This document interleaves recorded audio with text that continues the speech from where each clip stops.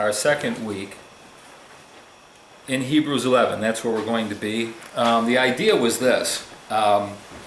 We had spent like 10 weeks, and you've got the summary of knowing the Lord's direction. And I didn't want it to kind of like end there after the 10 weeks, but I felt as though we had a lot of material, a lot of tools, but maybe there was a way of applying it. So I had prayed about it, and I thought, well, Hebrews 11, it doesn't have a ton of people in it, but it's got enough people and enough situations cited that might be a good chapter to look at and determine, based on what we read, how those people knew the Lord's direction. Now, I know the chapter is designed to be a faith chapter. It's supposed to encourage us about the things that the men and women of God did by faith. That's not the way I'm coming in. I know that's what the chapter's about. What I'm more coming in on, although we'll talk about that as well, but the main emphasis, like last week we looked at Abel, Enoch, and Noah, because I'm just going like in order, and taking a look at Abel.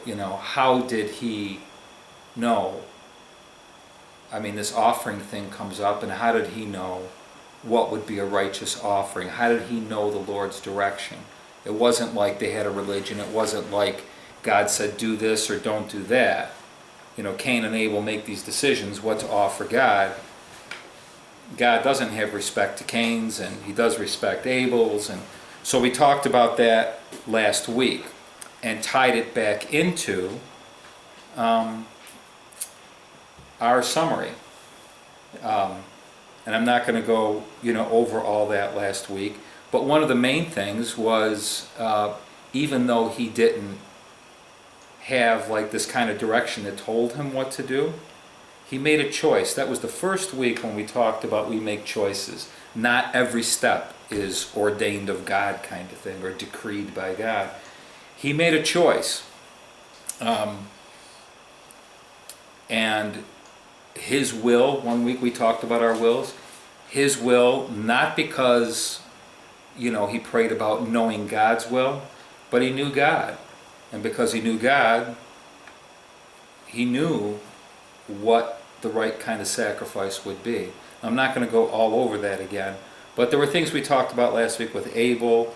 There were things we talked about with Enoch. Enoch's kind of like a no-brainer because it says he walked with God, which I know it sounds so simple, but it is true. I don't think any of us in this room would ever be wondering what God's will is, so to speak, if we kind of walked with him all the time. I mean, it's just kind of, I always use the example that if my kids came in the house, they could tell you immediately what Carol and I did or did not do. If they saw something on the table that was messed up, they would say, I know Mom or Dad didn't do that because they would have cleaned, that kind of thing. They know us, and because they know us, they know what we do. Enoch walked with God. It says he pleased God. And I like that because we're not given any other information. It just makes it sound like what Jesus said. I and my Father, we're kind of like walking this thing out. I know his desire. He knows mine. We love each other. So Enoch pleased God. It actually means he came into agreement with God. He settled it.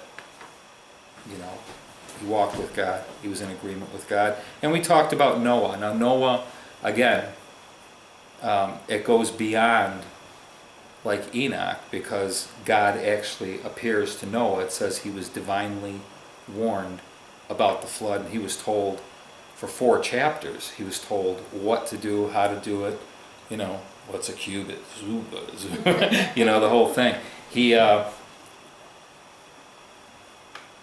That's Noah's story. Now we ended last week with Noah's name. I mean, we talked probably about Noah a little bit more than anybody because Noah, I believe, lived in a time like ours where things were very, very corrupt, and it says there was violence all over the earth. That's the most outstanding thing that it says about the condition of the planet. I don't know about you guys. We could talk about the immorality and a variety of different things, But I think we would agree that it doesn't matter what country, religions, races, there is so much violence in the world right now. So I see the condition, like Jesus said, as it was in the days of Noah. He talks about they were marrying and eating and drinking. And I think when you put the two together, you get this profound picture of the world was going to hell in a handbasket. Is that the expression? Something like that? I mean, it was seriously in trouble. I think every week between you and me and probably, it's always, this place is so messed up. Pass the salt, please. Oh, the pie is delicious. And I think that's what Jesus was saying was, the world was in a horrendous state and things just seemed to go on as usual. They kind of like put those two together. The thing about Noah, his name means to rest, to settle down. So it's like Noah has that Paul thing going on where these things are not going to disturb the peace and the rest that I have in Christ. I'm walking in the rest of Christ. I know God. I know He's not sleeping through all this and everything else, that He was able to settle a lot of things in his heart, which is why I think it says Noah found grace. And God speaks to him about doing the thing with the ark and everything. So we're going to continue on, and we're just going to take, because I don't know how many verses there are, 10 maybe. Abraham and Sarah are the next two people that Hebrews 11 talks about. So it actually, Abraham and Sarah eat up a huge chunk of the book of Genesis, from Genesis 12 through like 26, something like that. When Abraham dies, 25, 26, something. So there's a lot of chapters and a lot of things happen. The writer of Hebrews doesn't talk about all of them, just throws 4 different things out, and we'll look at those 4 things, not everything. So, in Hebrews chapter 11, Mary, do you have Hebrews 11 there? Would you just read the 8th verse? By faith Abraham, when he was called, obeyed by going out to a place which he was to receive for an inheritance. And he went out, not knowing where he was going. So it starts right, the first time Abraham is introduced is way back in Genesis 12, and that's how he's introduced. God calls him out of his country and everything. And how does he know the Lord's direction? Because God called him out. Didn't know where he was going, but he knew the direction. Didn't see the next dot. Remember when we talked about dots and stuff like that? But he knew the direction he was going because God told him to go a certain way. And he just went. I liken this one in our summary list to purpose. To purpose. And we'll see what that means in a minute. Why I picked that one. Now you might look through the summary list and find other ones as well. I'm not saying I'm giving you the answers that you should look at this or that. I just want to keep throwing things out to show you how this can be applied a bit. Would you read that 8th verse one more time? By faith Abraham, when he was called, obeyed by going out to a place which he was to receive for an inheritance, and he went out, not knowing where he was going. Can anybody, what to you, I'm not looking for definitions, but what does it sound like to you? What's the difference between being called and being told?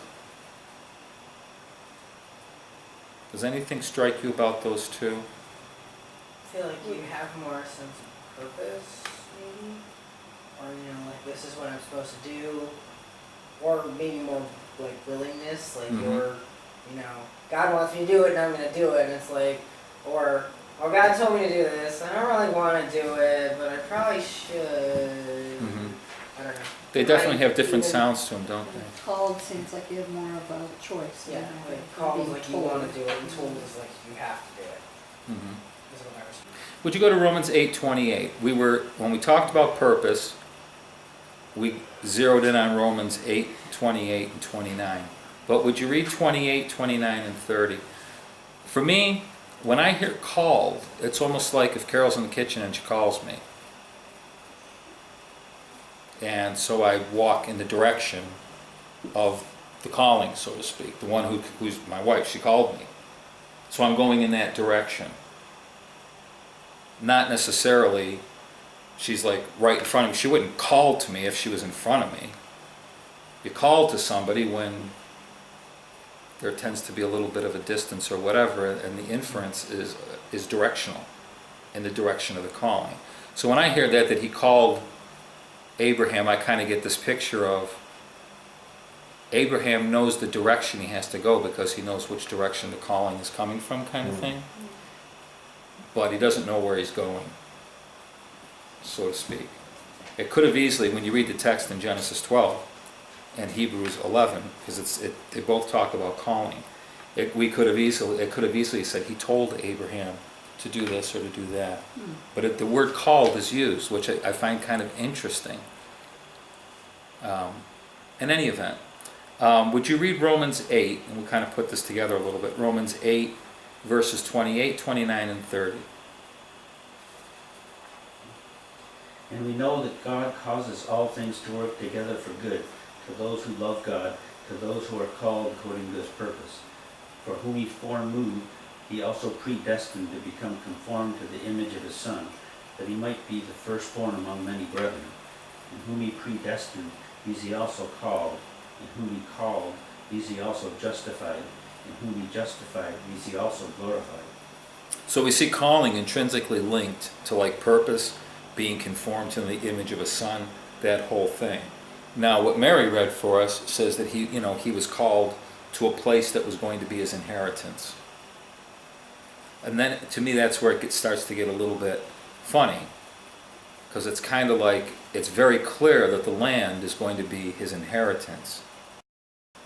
But in the process of the land becoming his inheritance to become an heir, like Paul talks, a joint heir with Christ, the inheritance has to do with becoming a son. So in other words, there's something about Abram in Genesis 12 at 75 years old. God doesn't say there's anything wrong with the guy, he just calls him into a relationship with him as a son. If we go back to Genesis 12 and read the first verse, David, do you want to go to Genesis 12 and read the first verse? We're still talking about purpose. Remember, when we talked about purpose, we hit on 3 questions at that time. And one of them, they were coming from Romans 8:28, about being conformed to the image of a Son. Glorifying God, pleasing God, becoming like him, that kind of thing. So Genesis 12:1. Now the Lord said to Abram, Go forth from your country, and from your relatives, and from your father's house, to the land which I will show you. And I will make you a great nation, and I will bless you, and make your name great, and so you shall be a blessing. So it's kind of the direction on it. The direction is pretty specific. He calls him out of his country, which he does immediately. He tells him to leave his family behind, which he doesn't do. He takes Lot with him, if you remember the story. Lot goes with him. Lots of And the third thing was leaving your father's household. So there's like 3 stages, there's like 3 things that God says are intrinsic to moving on from where you are, which was basically nowhere. Very rich, great guy, but nowhere actually. And God says, if you're going to become conformed to the image of a Son, here's the kinds of things that have to happen. Now, let's not take your country literally. What it does mean is basically like your culture, the place that you're used to. Now, comfort zone. yeah, all of us in this room, I don't know so much about David, but all of us in this room were saved in such a way, we remember the before and after, we got the photos. And where we are now is not where we were. We definitely came out of something. Call it what you will. We came out of this something else and entered into. But there's 3 stages that he's talking about here. And even Abram, in the beginning, doesn't leave Lot right away. And we're not going to go through the whole thing, but when you go back to Genesis, when you read it and follow it through and see what happens as Abraham accomplishes each stage, by the time we get to chapter 17, when his name is changed, God makes it very clear, you are now a father. Do you remember when we did the spiritual maturity in 1 John 2, going from the babes who are forgiven to the fathers? And we see Abraham walking this out and growing and becoming a true son, a son of God, a father. Because we must remember that the spiritual development that all of us are involved with is eventually becoming fathers. Not just becoming sons, but reproducing.